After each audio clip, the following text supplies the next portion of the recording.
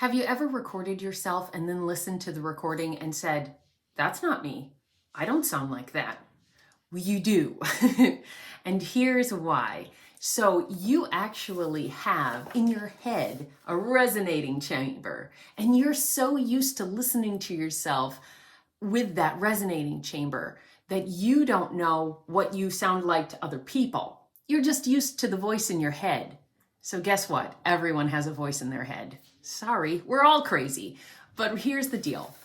The more you record yourself, the more you hear yourself, the more you'll get used to how your voice actually sounds, and it will become more like, oh, okay, that is what I sound like.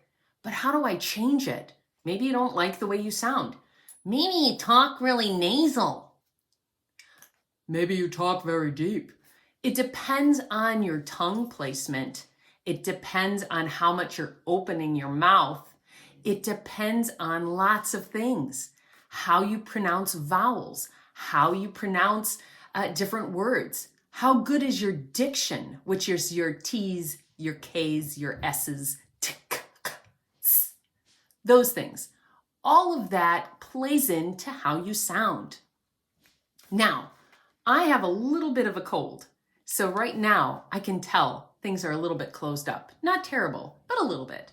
So how do we change this? Well, it has to do with, once again, how open you are, how you pronounce things, how much you're supporting your tone using your diaphragm.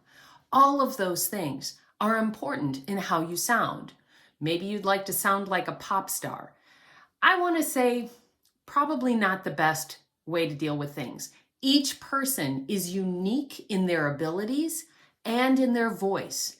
So don't try to sound like someone else. You have a beautiful gift, and you should just try to sound like you. Your most natural instrument is the best instrument.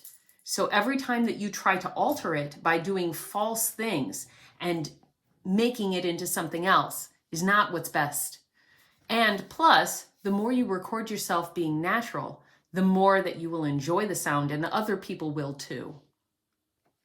Okay, so once again, we've got to talk about how to change the resonating chamber. Your resonating chamber is, yes, right here, your upper palate, even a little bit in this area too, because that's where the voice resonates from.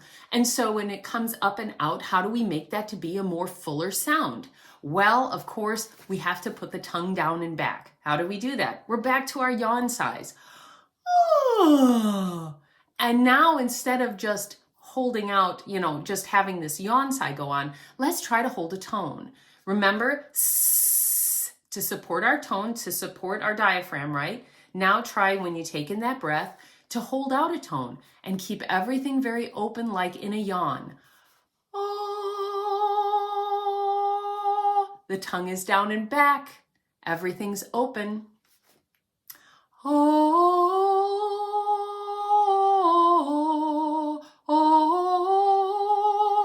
Now you might yawn during this time. You might be like, oh, it's so open. I just want to yawn. That's okay. Better to be open than closed off. Keep everything open and do it again. Do a small scale, just 5 notes.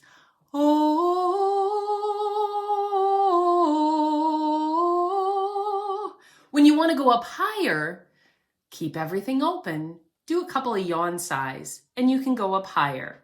Okay, that's your voice lesson for today. I hope you enjoyed it. Have a great rest of your day and enjoy singing.